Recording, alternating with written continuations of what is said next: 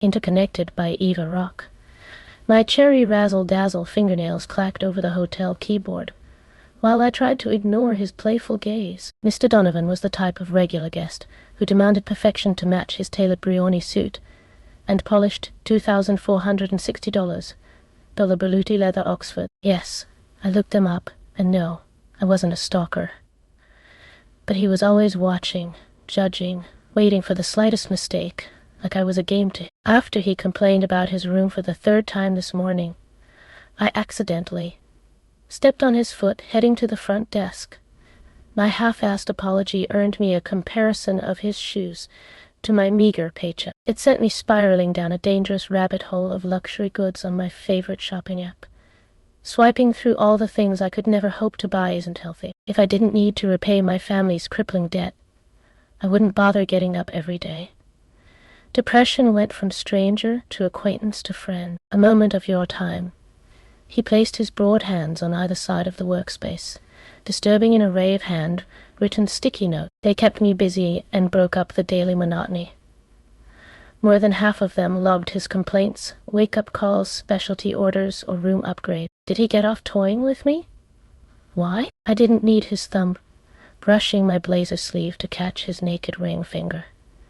No, in my experience, the rich, brazen, flashy ones had the weirdest kinks. Ugh. Why did he have to be my type? Yes, Mr. Donovan. I filled out the work order on my monitor.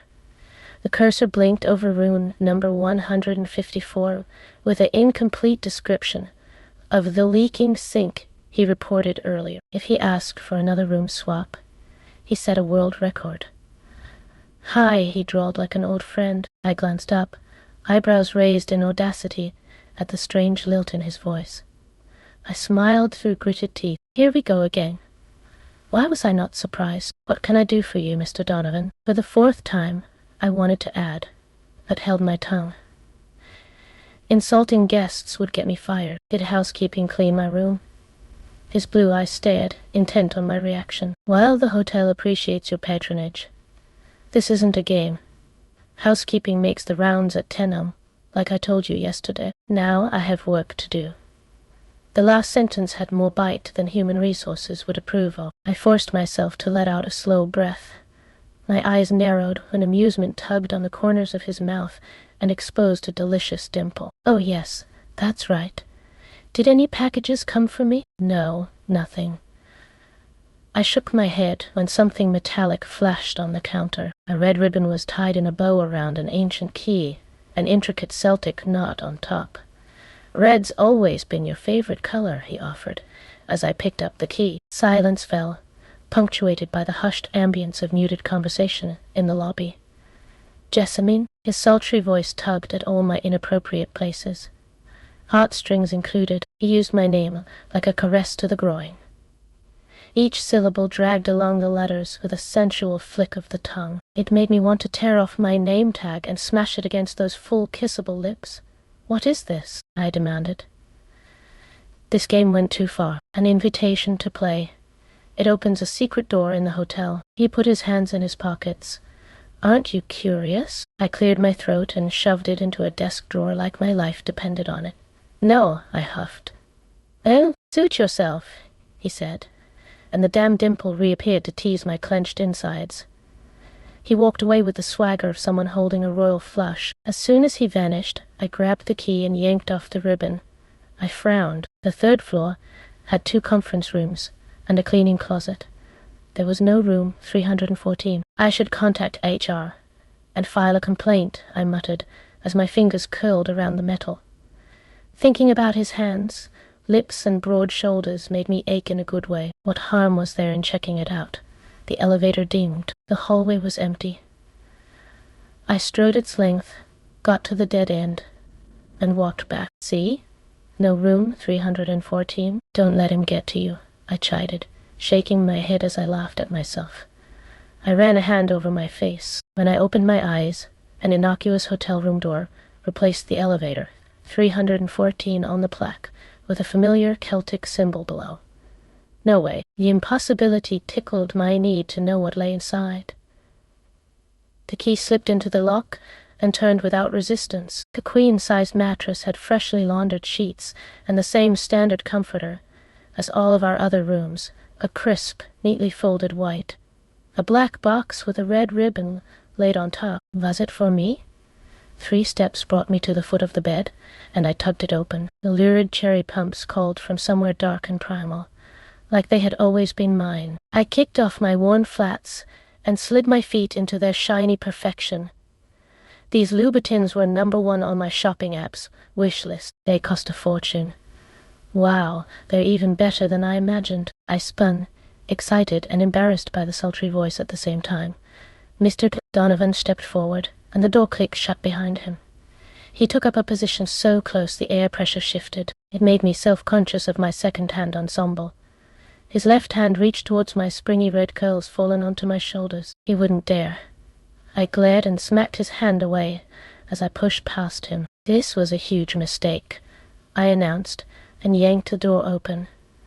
My mouth dropped. Faded pink and green flowers offended the duvet of the sagging trundle bed. Tacky butterfly wallpaper peeled from the walls. Cat pee stains dotted the carpet. Musty, cloying perfume tried and failed to cover up the acrid odor. It coated my tongue, curled my lips. Granny died in this room when I was a child. I slammed the door shut and shuddered at the memory of her glassy, vacant eyes as she lay rigid on the sheets. What the hell was that? I rounded on Mr. Donovan in disbelief. Welcome to the labyrinth. The men in my family have handed down its secret magic for generations. I must give the key to the person I can't live without. Should you accept, it'll bind us together. He unbuttoned his jacket, removed his tie. Is this some kind of sick joke? I hissed. He plopped on the comforter and motioned to the doorknob. See for yourself. I twisted and jerked. Challenge accepted. The massive four-poster took up a quarter of the log cabin's wooden interior. It looked distinctly masculine and feral. A chill and the pungent scent of pine trees assaulted my allergies and caused my eyes to water. Over the bed hung a serene photograph of a forest. The inscription made me gasp. Taste me on your lips. No way. I closed the door and yanked it open again. There was hostile, modern red furniture. Mirrors covered every inch of the ceiling. Above a round waterbed, I recognized my handwriting and my feminine scrawl in cherry razzle, dazzle, dazzle lipstick. But I didn't write it. Have your way with me, Mr. Donovan.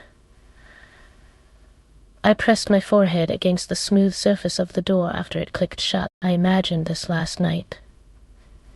Him, his broad shoulders and ass, reflected sinfully while he thrust and panted on top of me.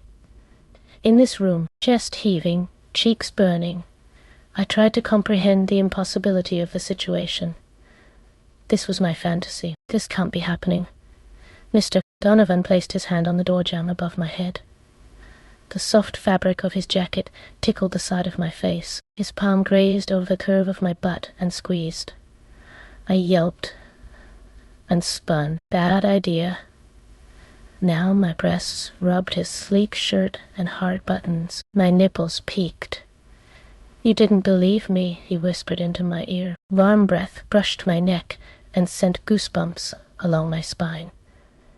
His legs slipped between mine, and I stifled a whimper as friction teased sensitive places. Why was it so hot in here? My blouse stuck to my skin. A bead of sweat ran down my thigh. Vision blurred. My heart smashed a rhythm against my eardrums. Mr. Donovan grabbed my forearm and steadied me as the stilettos threatened weak ankles. His other hand drifted over my belly, a welcome invitation. I struggled to swallow. Let go, I whimpered in a heady voice. To my dismay, he released me.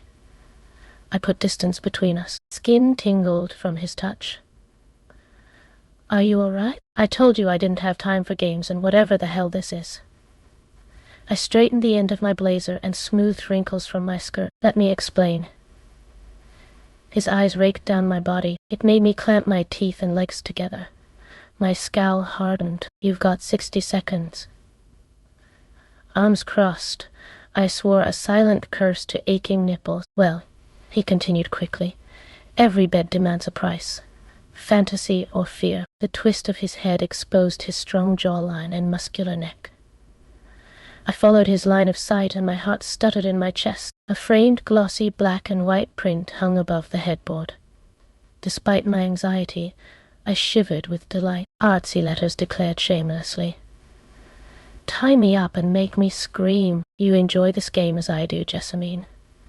The toying and teasing, the unrelenting impossible requests and complaints. I can't get you out of my head. It took a lot of time and effort to steer you into taking the job at my hotel. But once you did, my pulse raced as my nails dug into my forearms. Adrenaline flooded my body. His hotel? This game plummeted off the deep end and fast. I hold your family's debt. Don't you understand? You'll always be mine. Teeth flashed as his noose around me tightened. Every door I opened led to a bed, back to him. Let me out, I demanded. Without question, Mr. Donovan turned the doorknob. The stale air of the third-floor hallway greeted my hammering heart. I fumbled outside, expecting him to grab me, to stop me, to drag me back, and throw away the key. He stood there, unmoving. No protest crossed those amazing pouty lips. One eyebrow raised above his blue eyes. I shook my head and retreated. The door slid closed with a click. I gasped and bent over, hands on my knees as I fought to breathe. When I caught my breath and straightened, the elevator dinged. I scrambled inside and pounded the lobby button. My new red pumps clacked over the polished floor as I walked to the front desk. Thoughts of his confession and those bedrooms crashed into each other like high tide. He's a crazy bastard with weird kinks like you thought, I said to my computer monitor as I logged on and tried to pretend nothing happened. Today was just an ordinary, boring day. I snatched a line of sticky notes from the counter. Mr. Donovan requests Valbadi water, $85 per bottle. Direct all calls from Web Financials to Mr. Donovan's room. Mr. Donovan, said the thermostat, in room 224, isn't working. I groaned and laid my head on the desk. Even now, he won't leave me in peace. Without him and this massive debt, would I still be here, or would I have given up long ago, when depression and boredom professed their love for me? What he considered a game I called my life. Dark and twisted as it was, I couldn't stop thinking about him. The way his eyes devoured me, how my name on his lips sent me drowning in a pool of longing. Weariness, morbid thoughts, and drudgery crept over me as soon as he left. Shit! I gave myself a moment to contemplate my life choices before I went back to the third floor. Lousy decisions could turn into good ones, right?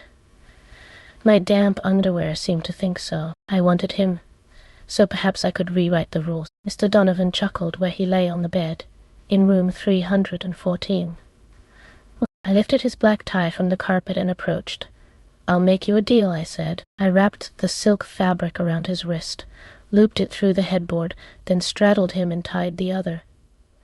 Anything, he groaned into my lips. Forgive my family's debt. Give me what I want, and I'll play your stupid game. Avery buttons popped off his dress shirt as I ripped it open. My fingers grazed his flushed, tense abdomen as he strained against his restraints. Deal, he growled, and pressed a kiss to my throat. Is this your fear or your fantasy, Mr. Donovan? I whispered across his skin as I trailed kisses down. I'm terrified of losing control, he gasped, as I took him in my hand. It wasn't long before we were both screaming. You're insatiable, he panted 3 bedrooms later. I can still taste you. The waterbed jiggled and pitched as I tried to get up. My shame became apparent as I saw my nude body reflected on the ceiling. Hunger gnawed at my stomach as I tugged my underwear over the red pumps still on my feet. Let's grab dinner. I'll treat you to a fancy restaurant. He turned the doorknob and pulled. The kinky dungeon room featured whips and chains on the wall and a cage in the center. Mr. Donovan went rigid, every muscle tense. He closed the door and jerked it open again. The next bedroom was dark and sour, like trash in an abandoned alley. Huh? This hasn't happened before. He tried again. This one held a bubbly hot tub and the delicate aroma of cinnamon and spice. I slipped my blouse on, heels clacking as I brushed past him. The doorknob twisted. My laughter rippled into the empty third-floor hallway. It took two to play this game. I wouldn't be his pawn, but I could be his queen. This hotel, his money, his empire. I would win them, one by one. Mr. Donovan would be mine as much as I was his. Now, every door he opened led to a bed, back to me.